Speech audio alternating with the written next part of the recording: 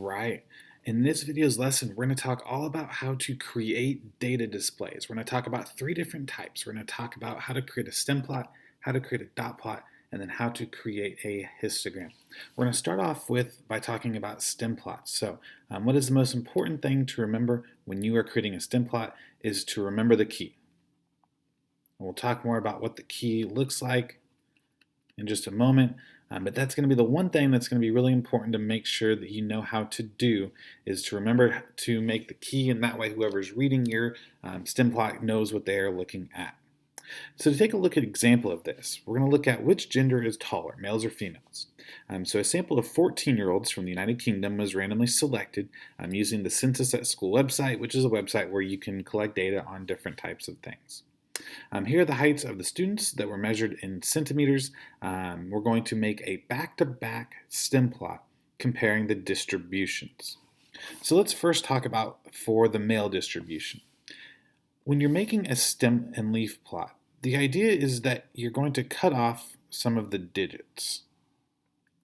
And so by cutting off the digits, what I mean is that the number 154 in the stem plot is going to look like this, where you're going to put the 15 inside and then the 4 is going to come outside. Now, in addition to making a stem plot, we're going to make what's called a split stem plot. Now, by split stems, what we mean is that 0 through 4 are going to go on the first stem, and then any digits that end 5 through 9 are going to go on the second stem. Now, one thing that makes making stem plots a lot easier is to put the data in order from least to greatest. So that's why I've got the graphing calculator on the screen as well, is I'm going to show you how to use your graphing calculator to put a set of data in order from least to greatest. The first thing you're going to have to do on your graphing calculator is find this stat button, which is in the center of your graphing calculator. It's almost right in the exact center of it. You're then going to choose option 1, which says Edit. Now, you can see that I've already got the data in there. Just to make this video go a little bit quicker, what you will need to do is go to list 1 and start to type in the numbers for the males. So 154, 157, 187, 163, and so on. And then I would recommend putting all the females into list 2, so 160, 169, and so on. If there's already data in a list, one thing you can do if you want to clear an entire list, so like for list 3, let's say someone left some numbers in there, 1, 2, 3, 4, 5, is that you can go up to where it says list 3 and do not press delete. That will get rid of the entire list, and then I'll have to help you get that back in there. Instead, press clear. Once you've done that, you're going to see list 3 now looks empty, and when you press enter, it's going to clear out that entire list for you. So this would be a good time to pause the video and go ahead and get all of the data for males and females into list 1 and into list 2. Alright, so now that you've got all of that data in there, we're going to now put all of our data from list 1 into order from least to greatest. We're going to do that by first quitting out of the screen. So if you hit second mode where it says quit above it, that will clear out the screen that we're currently on. We're then going to go back into that stat menu, and there are two different options for sorting. Sort A will sort data in ascending order, meaning from least to greatest, whereas sort D will sort it in descending order. Now we actually do want to go from least to greatest, so we're going to choose sort A and press enter. We then need to tell the graphing calculator which list we want for it to sort. In this case, we want for it to sort list 1, so we're going to choose second, and then the 1 button where it says L1, and then close our parentheses and press enter. Once you've done that, your graphing calculator will say that it is done, which means that if you go back into stat and choose edit, that data in list 1 should now be sorted in order from least to greatest. So as we start to create our stem, we're going to use that data in order to do so. So by splitting our stems, what that means is that there's going to be 2 stems for 15, 2 stems for 16, 2 for 17, and 2 for 18. And so our first 2 numbers in order were 151 and 154. Since those are both between 0 and 4, we're going to write those on our first stem. So the first one would read as 151, the second would be 154. We then have 157 and 159. Since those are between 5 and 9, those will go onto our second stem. And then we'll continue to do that. So for the 60s, we had 2, 3 as far as our numbers between 0 and 4. We had 165, 5, 7, and 9. So that would be 5, 5, 7, and 9 in order for us to look at our ones above 165. I'm now going to start to arrow down on the graphing calculator so we can see the rest of our data here. All right, so it looks like that's everything. So for the 170s, there was just one of those between 170 and 174, which was at actually 174. And then we've got 175, 176, 177, and that's it for the 170s. For the 180s, we have 180 and 183, and then we also have 187. So that's going to be for the boys' side, or for the males' side. We also need to include a key for that side, which is that, let's just pick a number like 151 here. What we mean by a key is that we're going to draw out what it looks like in the stem and leaf plot, so 15 bar 1, and then we're going to say that that's equal to the number 151. So again, the key is just your way of showing kind of how to read the data in your stem and leaf plot.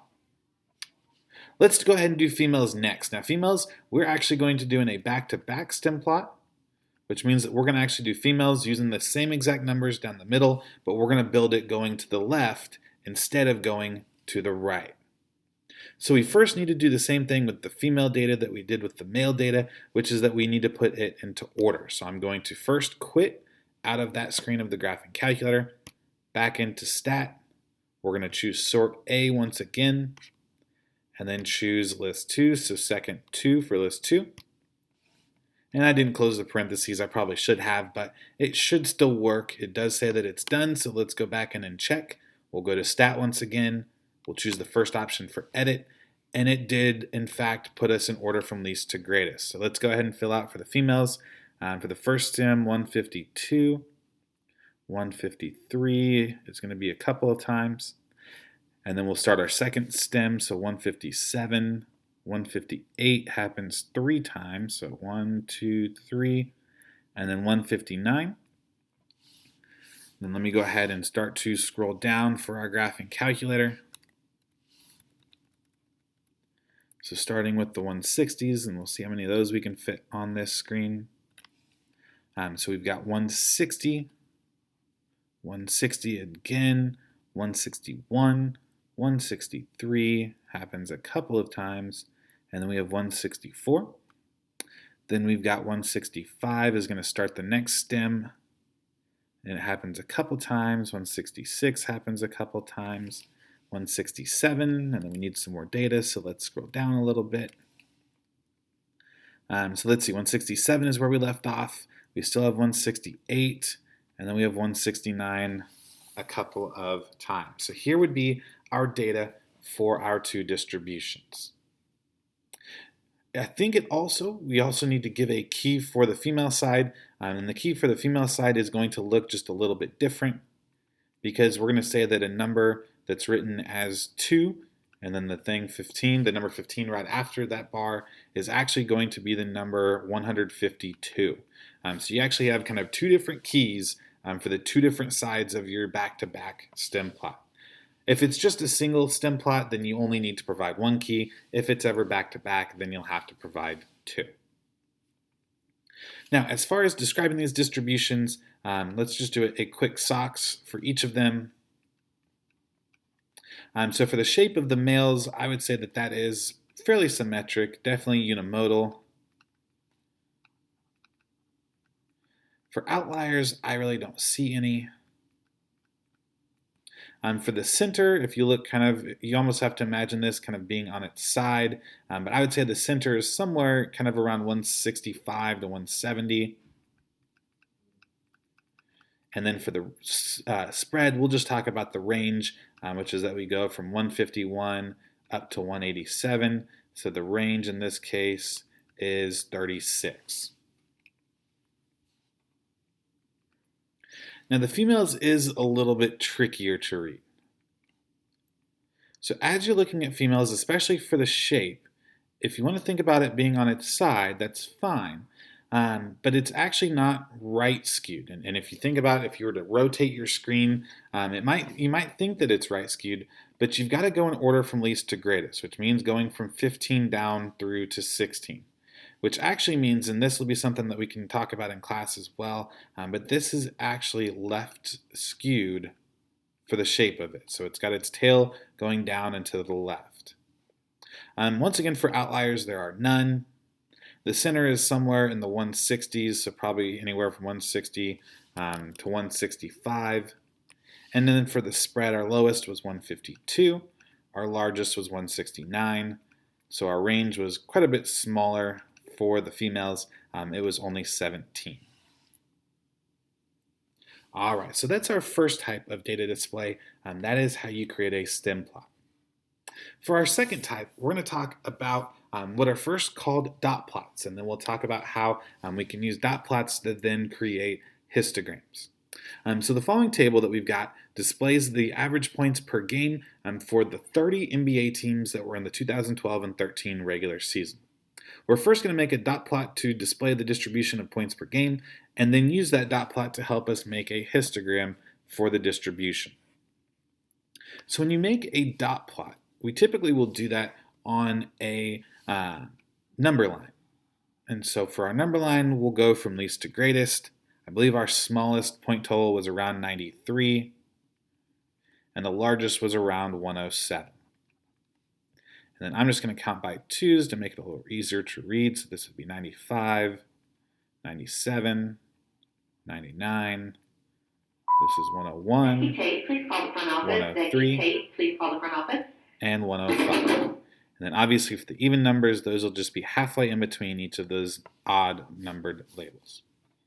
Now, in order to make a stem plot, it's usually best to think about the numbers as being whole numbers.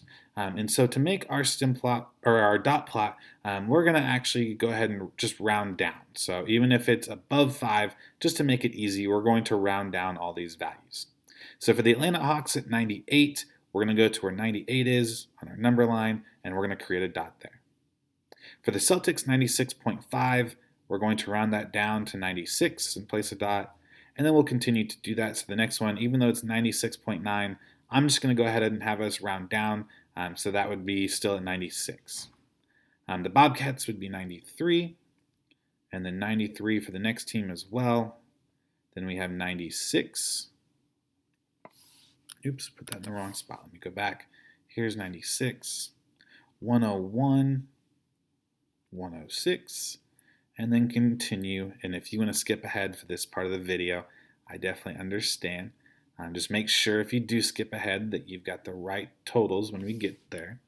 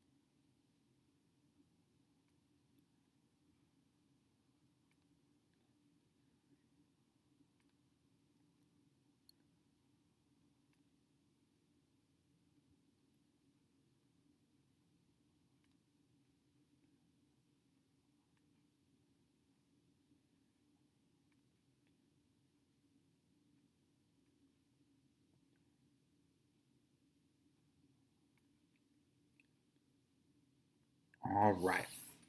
So if you watched the video, hopefully it didn't take too long to get through all that. But here's what your dot plot should look like. Now, what's kind of nice about dot plots is they give you a good idea of kind of what your distribution is going to look like in a pretty quick manner. It really doesn't take that long to make a dot plot. They're pretty easy to make, and you can definitely get a lot of information from them. But another thing that we can do is we can also make a histogram.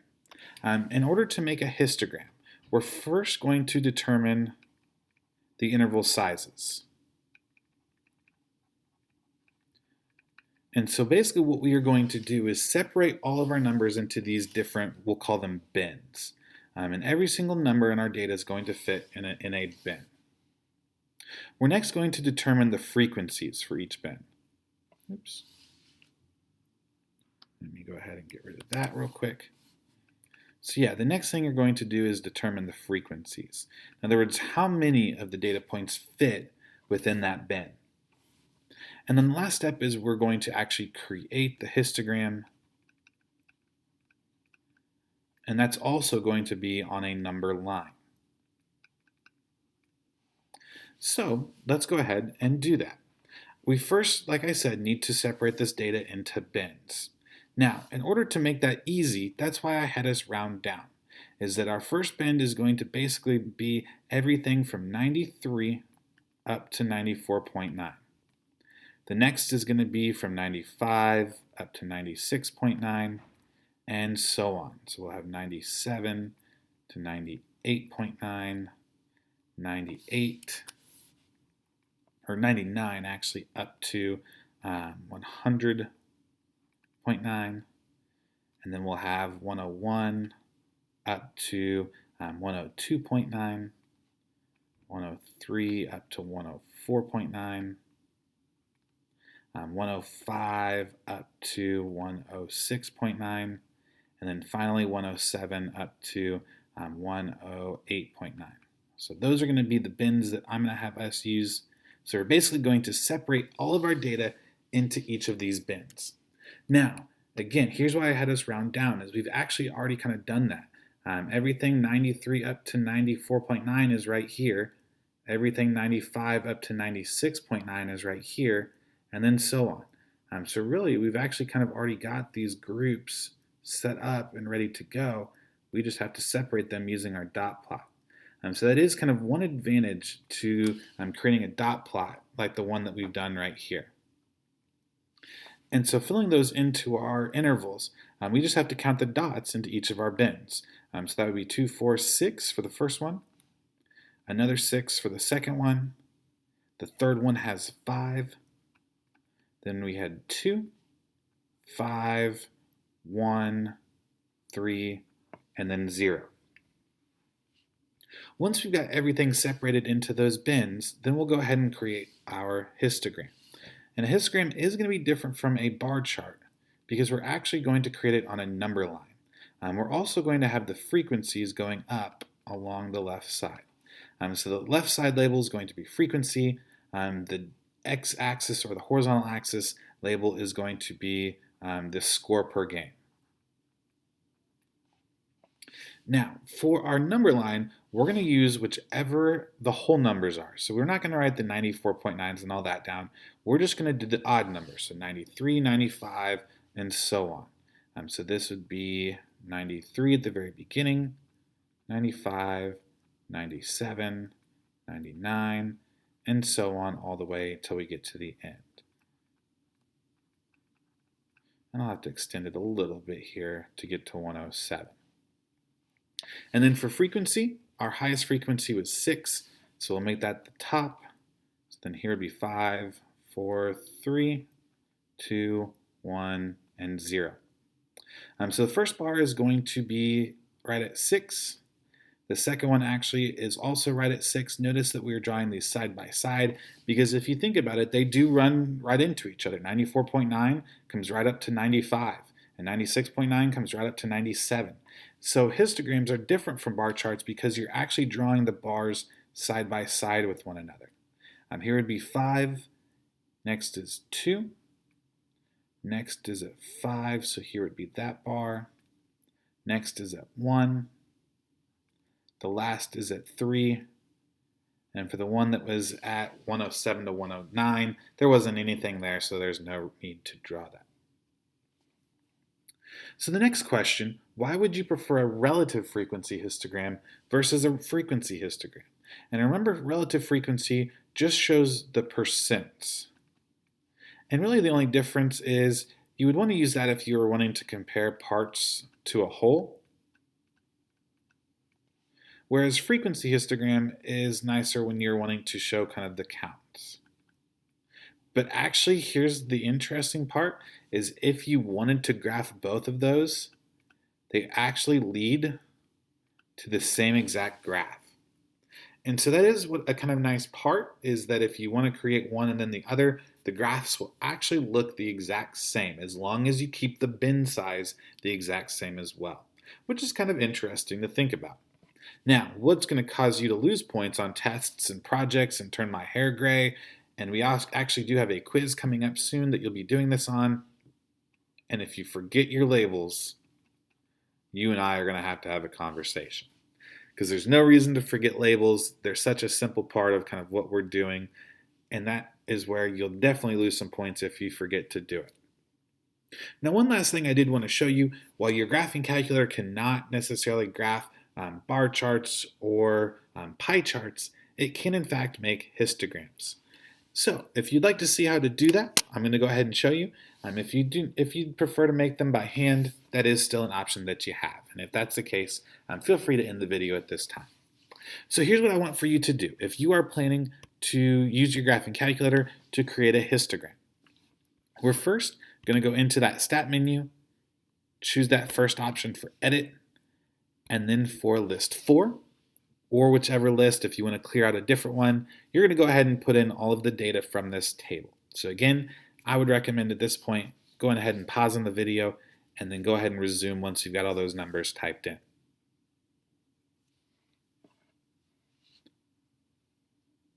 All right, so once you've got all those numbers into list 4, we're now going to first close out of the stat menu, so second mode to quit.